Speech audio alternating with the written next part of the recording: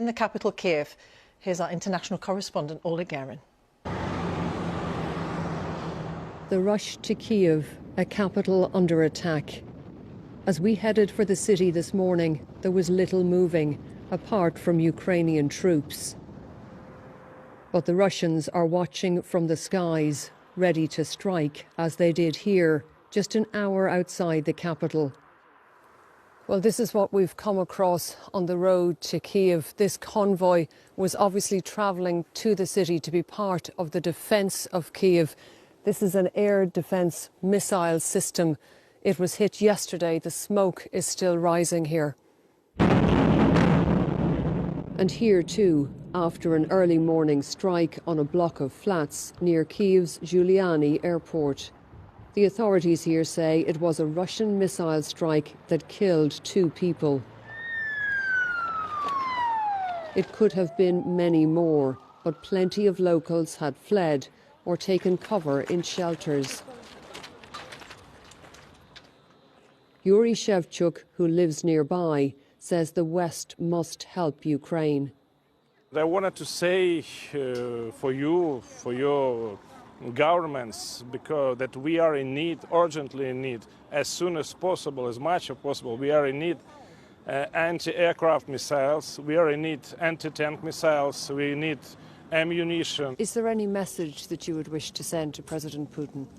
I wanted to say to President Putin that only one way for him, it's way to hell. Well, this is what Kiev woke up to this morning. All of this destruction is in a residential area in a European city. And there is a real sense here now that nowhere in the capital is safe.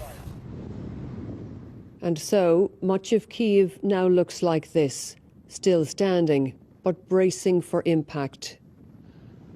Всім доброго ранку, українці. Ukraine's embattled president, Volodymyr Zelensky, took to the deserted streets, shooting a selfie video to reassure his people. Значить так, я тут. I am here, he said, and we will not lay down our arms. Far from it, we found Ukrainians taking up arms, forming volunteer brigades to defend the city alongside the local police. This volunteer, who goes by the nickname Maloy, said, "I don't want to live in Russia, and my brothers in arms don't want that either. We will defend this city, or I will die." The volunteers are looking for Russian saboteurs, said to be already in the city. Nearby, we met Nino, out walking her dog and venting her fury. We demand an end to the war, she says. We can do it with sanctions. We must isolate the aggressor country. It terrorizes the whole world. With Russian forces at the gates, some are still fleeing the capital. For now, the city remains in Ukrainian hands, but the battle may be just beginning. Oleg Guerin, BBC News, Kyiv. Well, this evening, in a major shift in policy, Chancellor Olaf Scholz says Germany will deliver weapons to Ukraine. These are set to include 1,000 anti-tank weapons and 500 Stinger surface-to-air missiles. The government in Berlin has also indicated it could now back plans to cut Russia off from the SWIFT international payment system. Our Europe editor, Katya Adler, joins us from Brussels. Katya, how significant are these announcements? Oh, it is really, really significant. I mean, we heard from the German Chancellor himself. He called this a watershed moment. You know, Germany traditionally, because of its role in the Second World War, has been very wary about getting involved in military conflict.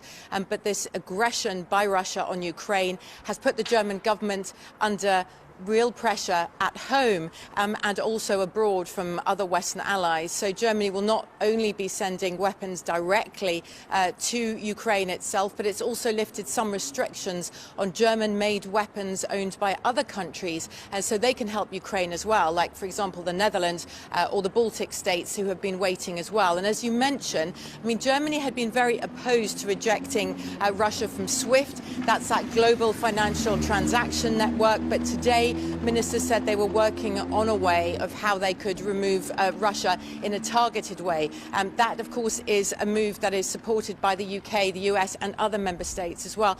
I think what we're seeing here is, you know, Germany, the EU as a whole, it's not exactly famed for very quick decision making. But what we're seeing right now in Ukraine is changing all of that. The EU right now is working on its third sanction package in a week. Whichever country I call, prime ministers or the president in the case of France are talking all the time to other leaders in the EU, to the UK, to Joe Biden in the US as well. Tomorrow, EU foreign ministers meet and they'll talk about coordinating military action. And we're about to hear from the EU Commission Chief, Ursula von der Leyen, about action tonight. That will be any minute now. Katja, for the moment, thank you very much.